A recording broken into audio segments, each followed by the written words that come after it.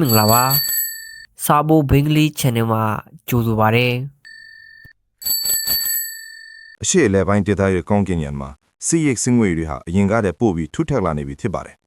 အခုဆိုရင်စစ်ပွဲဟာတလတာကာလကိုကြော်လွန်လာခဲ့ပြီဖြစ်တယ်လို့အခြေအနေတွေဟာလည်းပို့ပြီးတော့စူးရိတ်စရာကောင်းတဲ့အဆင့်တစ်ခုကိုရောက်ရှိလာခဲ့ပါပြီဒီကနေ့မှာတော့ပင်တဂွန်စစ်ဌာနချုပ်ဟာအီရန်နိုင်ငံအတွင်းသတင်းမပေါင်းများစွာကြာမြင့်မဲ့မြေပြင်စစ်စင်ရေးတွေအတွက်စတင်ပြင်ဆင်နေပြီဆိုတဲ့သတင်းတွေထွက်ပေါ်လာခဲ့ပါတယ်ဒါဟာဒေတာတွင်းစစ်ပွဲရဲ့အလှည့်အပြောင်းတစ်တစ်ခုဖြစ်လာနိုင်တယ်လို့ကမ္ဘာနိုင်ငံရေးအခင်းအကျင်းကိုလည်းအကြီးအကျယ်လွတ်ခတ်သွားစေနိုင်တဲ့ကိစ္စရပ်တစ်ခုပါပဲပြီးခဲ့တဲ့တောက်ကြနေ့မှာတော့ American ဘာဟာစစ်ဌာနချုပ်စင်ကောမ်ရဲ့ထိန်းချုပ်မှုအောက်ကို American ရေတပ်တောင်းနဲ့ Marine တပ်ဖွဲ့ဝင်စုစုပေါင်း3500ခန့်ထပ်မံရောက်ရှိလာခဲ့ပါတယ်သူတို့ဟာ USS Tripoli အမည်အကန့်တက်တိုက်ခိုက်ရေးတင်ပေါ်ကြီးနဲ့အတူရောက်ရှိလာခဲ့တာဖြစ်ပြီးဒီတပ်ဖွဲ့ဝင်တွေထဲမှာအတွေ့အကြုံရင်း Marine တပ်ဖွဲ့ဝင်2500ကျော်ပါဝင်နေတာကိုတွေ့ရပါတယ်ဒါရင်မကတဲ့ပါဘူးဒီတင်ပေါ်ကြီးပေါ်မှာတပ်ဖွဲ့ဝင်တွေအပြင်တဲယူပို့ဆောင်ရေးလေယာဉ်တွေတိုက်လေယာဉ်တွေနဲ့ရေးလေးနှွဲသုံးတိုက်ခိုက်ရေးရန်တွေလည်းအပြည့်အစုံပါဝင်လာခဲ့ပါတယ်အမေရိကန်ရဲ့ဒီလိုအင်အားဖြည့်တင်းမှုဟာသမ္မတအတွက်စီးရေးရရွေးချယ်စရာလမ်းစာတွေကိုပုံမကျဲပလန့်လာစေဖို့အတွက်ဖြစ်တယ်လို့ပင်တဂွန်ကဆိုထားပါတယ်တကယ်တော့ဒီအခြေအနေဟာတဖြည်းဖြည်းနဲ့မင်းတက်လာနေတဲ့အမေရိကန်နဲ့အီရန်ကြားကတင်းမာမှုရဲ့ရလက်တစ်ခုပါပဲအခုဆိုရင်အရှေ့အလဲပိုင်းဒေသမှာအမေရိကန်ရဲ့လေယာဉ်တင်တင်းပေါက်အနေတစင်းပြီးတစင်းစုဖွဲ့ရောက်ရှိနေတာကိုကမ္ဘာကစောင့်ကြည့်နေကြရပါတယ်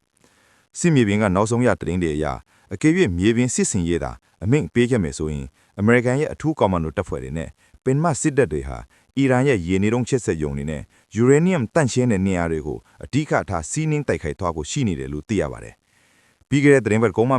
အမေရိကန်နဲ့အစ္စရေးတို့ပူးပေါင်းပြီး Rising Lion လို့အမည်ရစစ်စင်ရေးတစ်ခုကိုဆင်နွှဲခဲ့ပါတယ်။ဒီစစ်စင်ရေးမှာအီရန်ရဲ့နျူကလ িয়ার ထုတ်လုပ်မှုဆိုင်ရာအခြေခံအဆောက်အုံတွေကိုအဓိကပစ်ထားတိုက်ခိုက်ခဲ့တာပါ။စက်ယုံတွေနျူကလ িয়ার ဓာတ်ခွဲလမ်းတွေနဲ့ဘယုံချစ်ဆက်တွေအထိအပြင်းထန်ထိခိုက်ခဲ့တယ်လို့ဆိုပါတယ်။ဒါပေမဲ့အစ္စရေးဘက်ကပြောကြားချက်အရဒီတိုက်ခိုက်မှုဟာအီရန်နဲ့နျူကလ িয়ার ထုတ်လုပ်မှုကိုနှုတ်ငေးတွားစေတာမျိုးပဲရှိပြီးအပြည့်အတိုင်ဖျက်ဆီးပစ်နိုင်ခဲ့တာမျိုးတော့မဟုတ်သေးပါဘူး။ဒါကြောင့်လဲအီရန်ဟာပိုပြီးတော့ပြင်းထန်တဲ့လက်တုံ့ပြန်မှုတွေလှုပ်လာနိုင်တယ်လို့ကျွမ်းကျင်သူတွေကခန့်မှန်းနေကြတာပါ။အခုဆိုရင်စစ်မီးဟာအီရန်နိုင်ငံအတွင်းအထိပြန့်နှံ့နေပြီဖြစ်ပါတယ်။အီရန်အာဏာပိုင်တွေရဲ့ထုတ်ပြန်ချက်အရတိုက်ခိုက်မှုတွေကြောင့်တေဆုံးသူဦးစီဟာ1900ကျော်အထိမြင့်တက်လာခဲ့ပါပြီ။မြို့တော်တီဟီရန်မှာလည်းဘုံကျဲတိုက်ခိုက်မှုတွေကြောင့်တက္ကသိုလ်အဆောက်အဦတွေညင်လူနေရက်ွက်တွေပျက်စီးဆုံးရှုံးခဲ့ရပါတယ်။တစ်ဖက်မှာတော့အစ္စရေးဟာအရှေ့ဘက်ကအီရန်ကိုတင်မက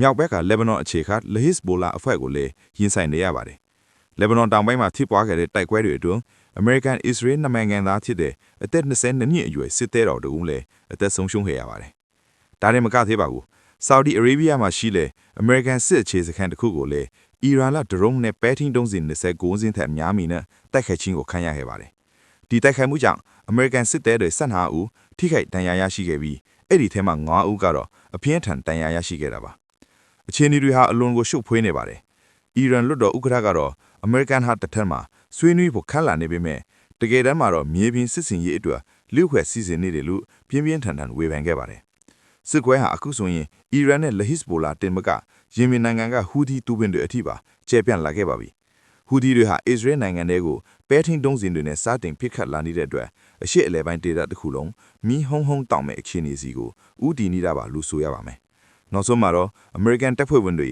အီရန်မြေပေါ်ကိုတကယ်ပဲခြေချတိုက်ခိုက်ကြမလားဆိုတာကတော့မတေချာနဲ့မေးခွန်းတစ်ခုအဖြစ်ရှိနေသေးပါပဲ။ဒါပေမဲ့လက်ရှိစီရေးပြင်ဆင်မှုတွေအရတော့ဒါဟာဖြစ်နိုင်ခြေအရှိဆုံးအခြေအနေတစ်ခုဖြစ်လာနေတာကတော့ငင်းလို့မရတဲ့အရှိတရားတစ်ခုပါပဲ။